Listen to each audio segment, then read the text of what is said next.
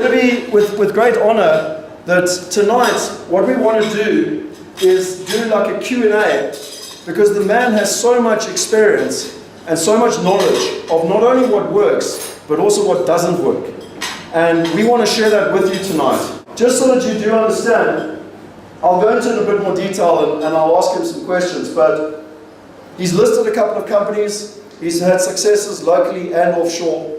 And really the purpose of tonight is to try and learn. Yeah. So without further ado, I'd like to welcome up Hennie. If you could all give him a round of applause. He's basically, him and his wife, have been entertaining people on their farm for literally the last 2 days. And we're all very busy, but I think it's a great honor and a privilege to learn from someone who's got so much track record. So Hennie, welcome.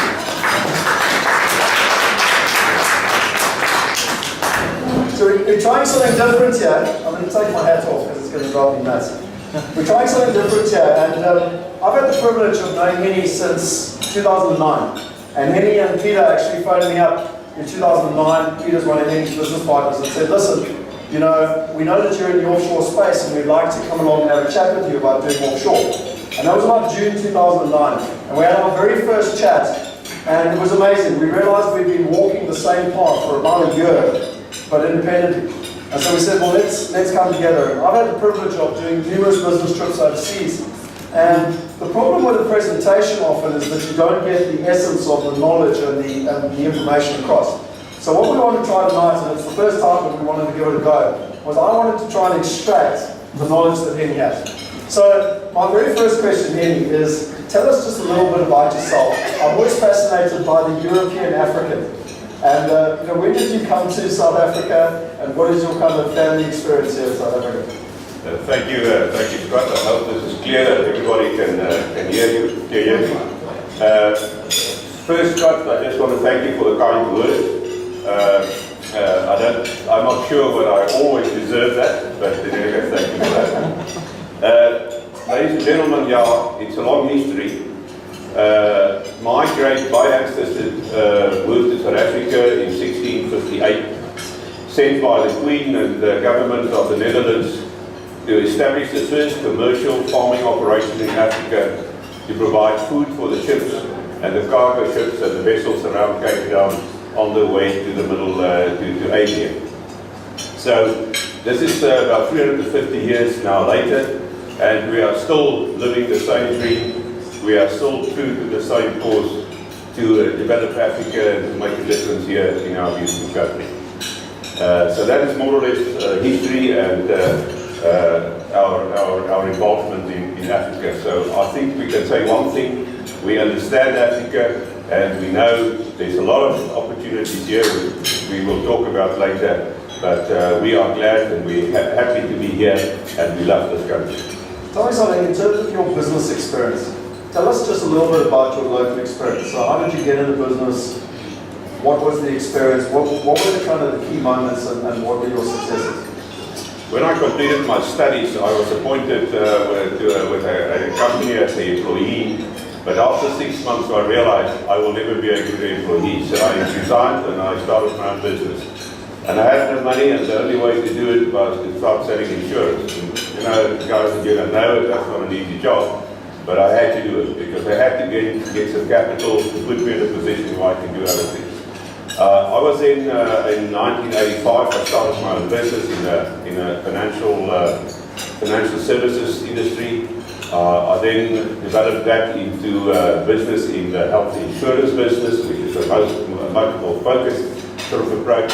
And then that I think I played a role in the restructuring of the healthcare industry during those years, and then I sold the business in 2003. But during that period, Scott, I already started and was interested in property, and I started buying and invested in my first properties in South Africa, all medical related stuff. When was your first commercial opportunity that you invested in South Africa? That was in 1993, when I bought a property in Centurion, next to the Netcare Hospital, and since 1993 I managed that property, and it's the 5 times the size now, and I'm proud to say that since 1993 I never had 1 square meter of space open and empty and vacant in that building. You know, the one challenge I have tonight is that I know a couple of the answers to the questions, and you know, being the consummate gentleman, he's never ever going to boast or tell you anything. So I'm going to fill in a few of the gaps as well. The company you spoke of had over 1,000 employees, and those were white-collar workers. So I just want to kind of give you an idea of the size and scale. This wasn't a 5-man operation, you know, run out of an office. Tell me from your perspective.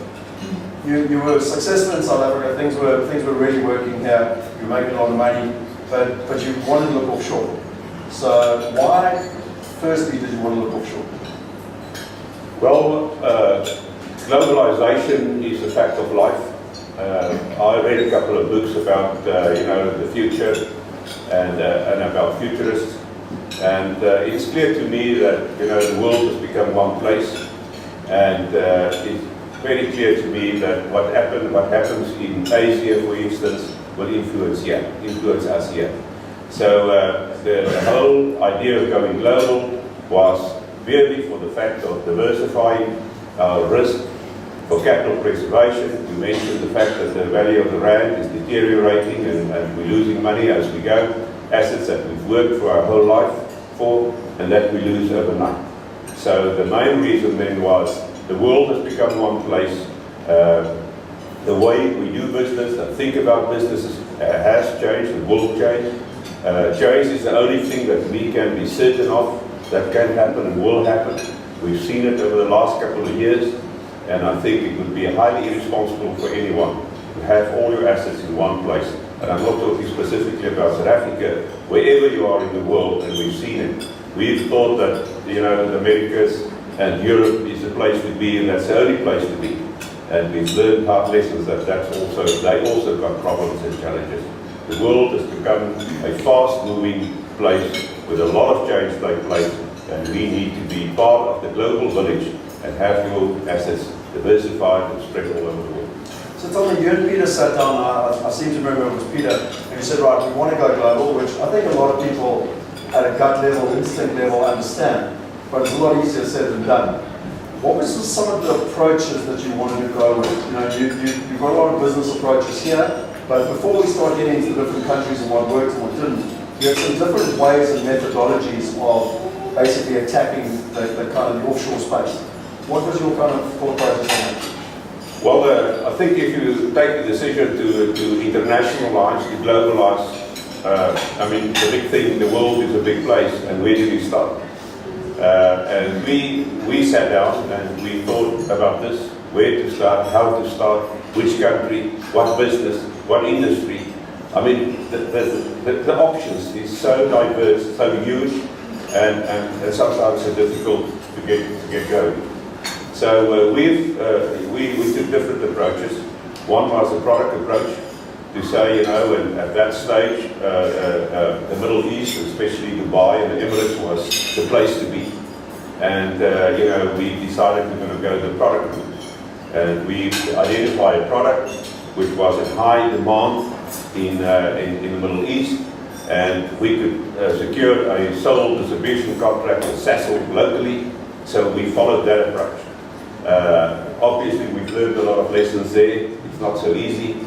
We followed the industry approach where we said, well, we understand the building industry, the construction industry, the property industry, let's do that. And we also did you know, approach where we fly in and fly out and try to do business with partners on the other side. And all of that we've tried, and I think at the end of 10 years, I can say, like Edison said, we didn't fail, but we learned 10,000 ways why things don't work. Tell us now, you started off in the Middle East, like you said, in terms of Iran. It was Iran. That's right. Yeah. And from what I understand, you had an asphalt business and you were going to go in and put asphalting down on the roads. Now, what were some of the lessons you learned there? And tell us a little bit about specifically the carpet lesson. Well, that was there was a lot of lessons, and I don't think we've got time to address all of that. The biggest challenge in Iran and the Middle East was a language problem. It's easy to say, you know, we can start talking to one or two guys that can speak English and understand the legal and judicial system that we've got here, but it's another story to be on the ground and try to sign contracts with government, etc., etc. So So the lessons we've learned there is the ability to communicate is very, very important. The local partner is important. We had a local partner, but he was involved in another industry, and then he just couldn't make it work in terms of the road construction industry that we were playing in at that stage. The other thing about the partner, I spent about 4 years with our partner that we've identified there. Him coming out and we going that way, and eventually we were picked off. And the carpet still Scott is talking about is every time you arrive in South Africa, I had to go with a big car to collect all the Persian carpets that he was bringing to small stuff, bigger stuff. And I felt so good about myself because this is a good guy, he's bringing me all these presents all the time.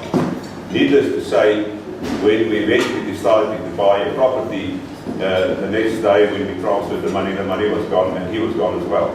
So I can say to you guys, I've got the most expensive small little Persian carpet. So that strategy clearly didn't work. And then you and Peter explored Australia. And you went into Australia, you got a lot more success in Australia, but equally some failures along the way. Tell us kind of what the learning curves were and what worked and what didn't in Australia. Yeah, well, Australia, the biggest lesson that I've learned was, we decided, we got a couple of South Africans together, and we decided we're going to take on Australia. We're smart, we know the business, and we're going to go there and show them how to develop property. That stage, I had a lot of other commitments, and I couldn't commit my time, and I couldn't be directly involved, and we were dependent on other people to do the job for us. That didn't work. Fly in, fly out, totally dependent on other people, expecting other people to look after your interests, simply didn't work. And so then we decided to take another approach, and that's the approach I think worked, and that is the one that I recommend, is that we have identified proper people there. We spend some time really to go through independent sources and find good, solid people with the right education, with the right sort of track record, and then we were involved. And we set up a company where we were directly involved in terms of the board, the day-to-day operations, and we launched that in about 2008, 2009, and that was highly, highly successful. We've done about 10 projects up to now. We've done about close to 600 residential homes, and we have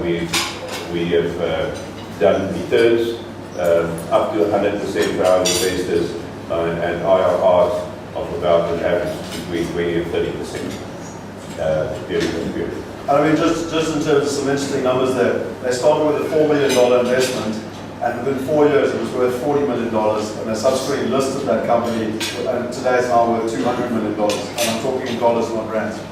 So, again, I need to. He's not going to say that, I have to tell you. But I mean, the results are pretty spectacular. Now, the biggest lesson that I think I learned from that and what you achieved in Australia was the difference between a pig and a chicken. And tell us a little bit about that. Yeah, that's something I heard from the Americans quite a while ago, about 20 years ago. And one of the main things in terms of involvement in business with people is commitment. And the guy told me the story, and I've experienced that firsthand. Never, if you've got a breakfast in front of you, there's bacon and there's eggs on your plate. So he said to me, listen, the hen is involved in the breakfast, but the pig is committed. So, ladies and gentlemen, friends, colleagues, if you get involved in business, leave the involvement, leave the guys, the hens out of your business. Get the pigs involved. They must be committed. They must put their money where their mouth is. They must invest with you. Don't buy the stories they tell you. Only ask them to invest, co-invest with you, and then you will know whether it's a real opportunity or not. And I think just to back that up, one of the models that worked so successfully in Australia was that we found people on the ground in Australia that were prepared to invest with us. So it wasn't just a bunch of monkeys arriving from South Africa buying the stuff that no one else wanted to invest in. We found people on the ground in Australia, they would put 50% of the capital in, we would bring 50% of the capital to the table, and that's why it was a winning success. And that's just kind of the pig and the chicken story in terms of what's happened. Now, Tommy, in terms of that model and kind of your rules for success, Because what works, you've done this now for 10 years, as you said, but in Australia you finally got traction and finally got the results you were looking for. What are some of those rules for success that you would look at? Scott, I think that's very important. I think, we don't have time to go into the detail of all of that, and I'm just going to mention the important rules. And that is, firstly, I think, what I've learned, the difference between the Middle East and Australia and America is communication. If you can't speak the language, if you're dependent on translators and people like that, it's very, very difficult to really know what you're doing. Firstly, there is communication. It's a general rule. Go to the countries where you're sure you can communicate with the people, you understand the contracts and the stuff that's in front of you, and don't be dependent on translators. Secondly, I think the legal and judicial system is very important. The sophistication of that, the level in which they apply it is very, very important. I think in some countries you've got a system, a framework, a legal framework, but politicians and everybody's got their own thing and they can override it and overrule it. So stay away from those places. The level of sophistication of the labor force. If you want to do a certain type of business in a specific country, make sure that the labor force in that country can handle the sophistication of the product you want to introduce or the development you want to do. This was very important in terms of Iran. We just couldn't find the people on the ground to apply the technology, which was first-class modern technology, and we simply couldn't succeed because there was nobody to implement what we were trying to do. As a local partner, I think we've already spoken about that. Very important. Get a local partner that knows the industry you want to be in. A local partner per se is not good enough. Get somebody that's in the industry, in the business, in the niche market, in the city, in the street you want to develop. Not somebody that's got a general knowledge. That doesn't help. They need to have the same level of sophistication as you have in terms of knowledge of the specific niche product you want to do there. Commitment, we've already talked about. Very important, unforeseen things happen. And I've experienced now that twice in my life. When we started to get going in the Middle East, we signed contracts with the governments, and guess what happened? There was 9/11, the war against terrorism. The relationship between the Western governments and the Middle East government deteriorated. And what happened next? They didn't honor our agreements. The same happened with me in Australia. We were involved in the first project, and we bought land. And I was not that deeply involved, but it was a professor of Takis, a quantity surveyor, a guy with lots of assets in South Africa, with lots of experience. He bought the land, and what happened next? The GFC was there. No funding was available. He was committed. He didn't look at the downside. He thought he's just going to make this money. He didn't look and consider the downside. Always consider the downside. Make sure whatever you do, you can cover the downside. If everything goes wrong, you must be able to cover the downside. They lost their money, the South Africans lost their money, millions and hundreds and hundreds of 300 million. 300 million, not due to their mistake, due to the fact that they went too big, too fast, they didn't sweat the business, and they want to make big money one time, and left out and didn't consider what can go wrong and didn't cover the downside.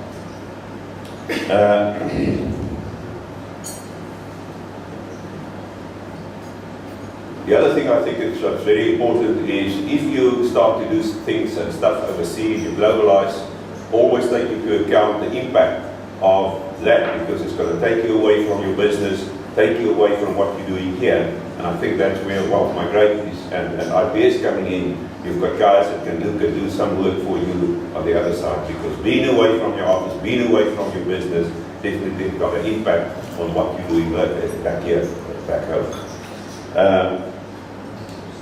Involvement in the management I've mentioned, and it's very important. Stay in the industry. It's difficult enough to move from here to America or Australia, and now you want to take on another industry. Stay in the business, in the industry, where you've got knowledge, experience, and track record. So tell me, I am, funny enough, having been over on numerous occasions to Australia and had the privilege of spending time with Peter and Hennie, learning a lot of the stuff, listening to them negotiate with people.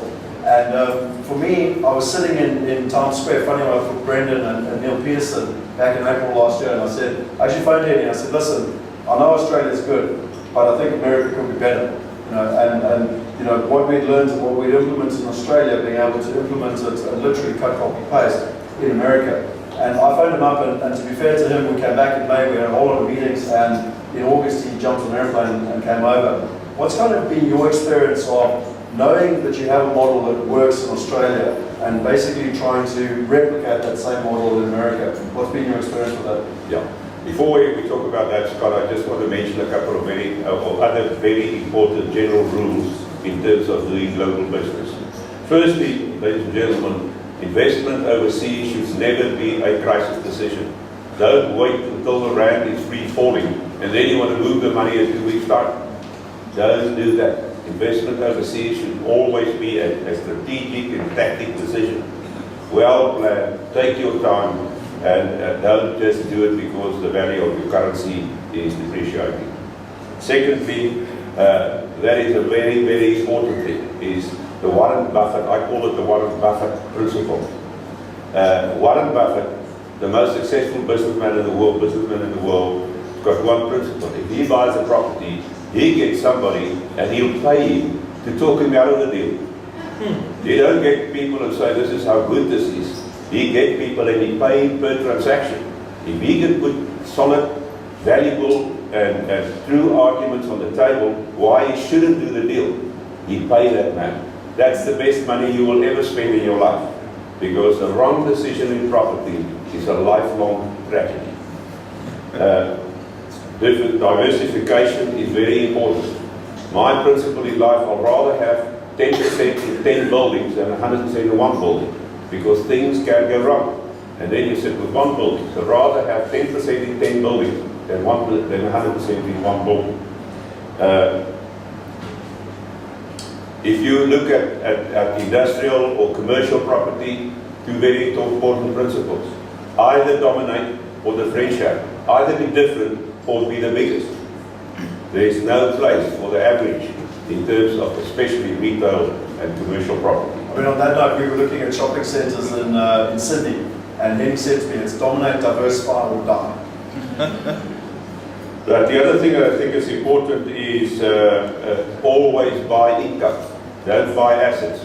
A building without income means nothing. It's a liability, it's not an asset. So always buy the income stream. Make sure the income stream is secure, and make sure you can cover it if things go wrong, things went wrong.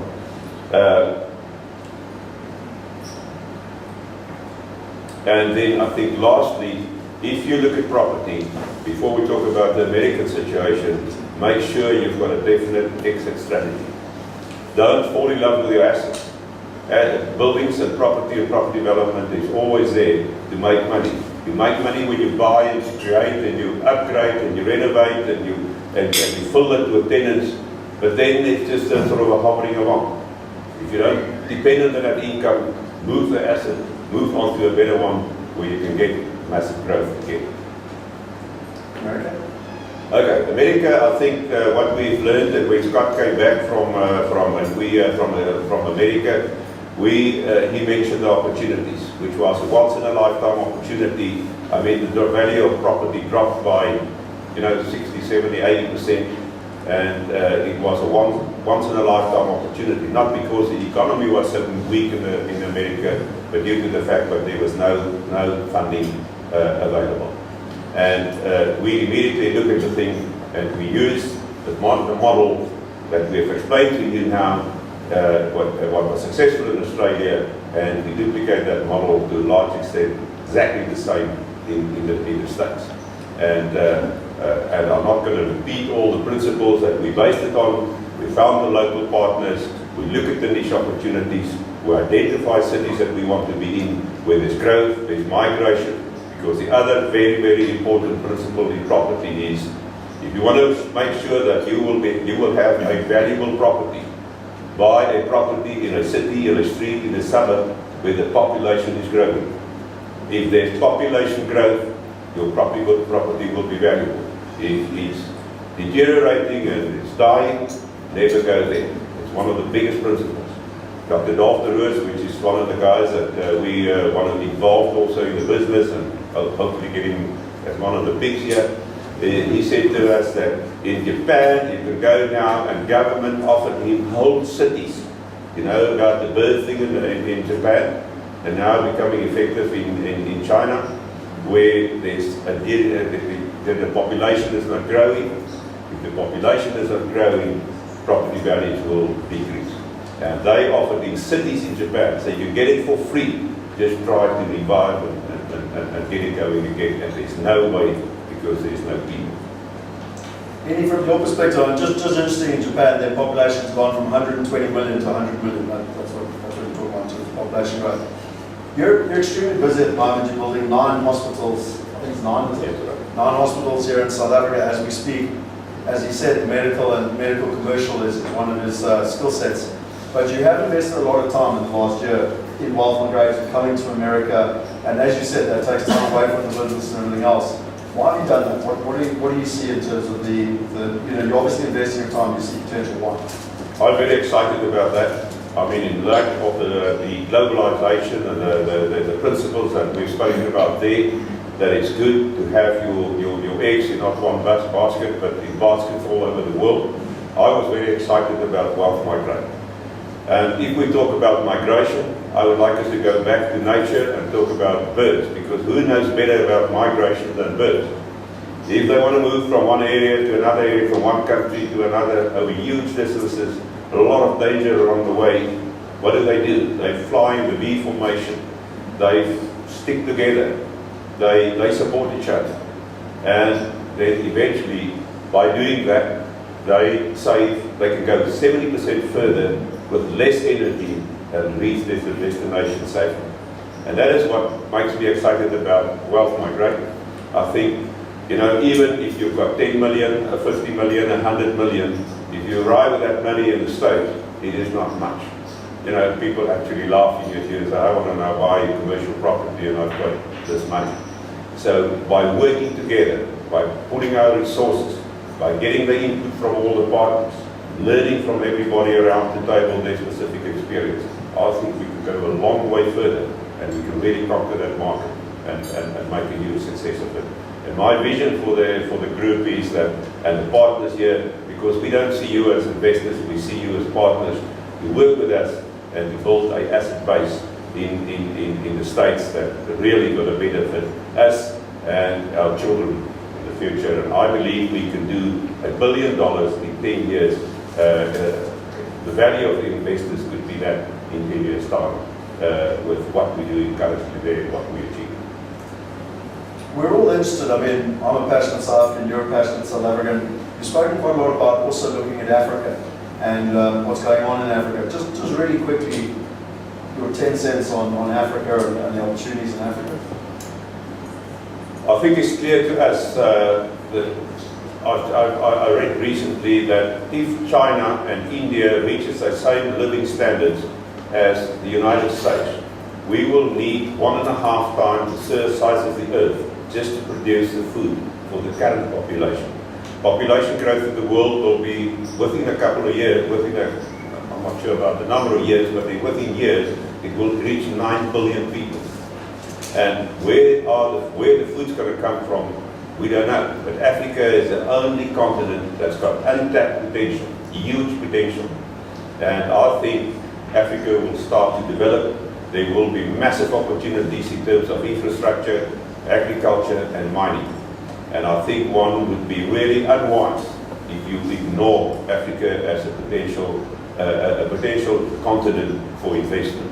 Yes, we understand Africa is unique. It's got real challenges ahead of us. There's a lot of things that we have to sort out and understand, but don't leave it for the Chinese to explore and we sit on the sideline. We must get involved, we must understand it, and we must be part of that huge thing that's going to develop in Africa over the next couple of years. All the countries are not the same. I think some countries are better, some are bad, don't go there, but I think the fact is that Africa has got massive has that potential. It's a real fact. My last question, we're getting to the end of the year, everyone's starting to think, right, was 2013 a success to me or not? What am I going to do in 2014? How am I going to be better? What's your one piece of advice you could give to people so that next year they could really have one of their most successful years yet? Well, I would like to go back to the Clem Sunter book, when he talks about the fox and the hedgehog. I would ask you not to be hedgehogs next year. You know what a hedgehog is? When there's danger in its immediate vicinity, it will curl itself up. It's got spikes on the outside, the head and the stomach and all the sensitive parts of the body. You can't damage it, you can't hurt it. But what happened to the hedgehog? It's almost extinct in South Africa. On the other side, you get the fox, wide awake. It moves from one place to another. When it sees the opportunity, it snatches it, it uses it, and it moves on. If a ship is in the harbour, that's the most safe place it can be. But if the ship stays in the harbour, no cargo will ever be delivered. Don't stay in the harbour next year. Be the fox. See the opportunities not only in South Africa but worldwide. Take action. Join forces with people, and it will be a fantastic year for you. Awesome. Well, that's pretty good. And I wanted to finish off with some words that Hennie has taught myself and Brendan and Ryan and Jaco and everyone else has had the privilege of working, and I'm sure you probably teach your children this. But what Hennie always says to me is, go fast, slowly, my friend. Yeah. The guy said, when he was riding an elephant, go slow, my people, because we're in a hurry. Guys, a round of applause. Thank you.